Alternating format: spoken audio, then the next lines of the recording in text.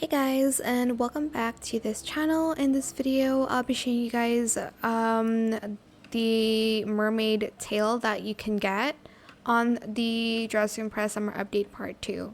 So if you won this tail already, you're going to win that tail. I'll put a picture right now. Super cute. Now, as you can see, I won this, so if I placed one on the podium, I'm going to get this. It's going to be out in like 4 hours-ish. Well, right now that I'm making this video, I don't know when I'm going to upload this, but it's going to be the same like kind of rules as the first tail here. So make sure you have your mermaid outfits ready.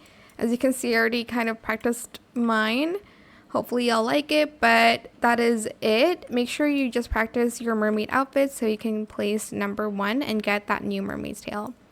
I hope it was helpful for you guys. Don't forget to like, comment, share, and also subscribe to this channel if you haven't done that already.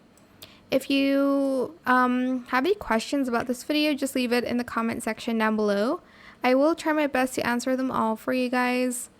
And if you found this video helpful, please click the thanks button as well. That is it. Thank you so much for watching. Bye.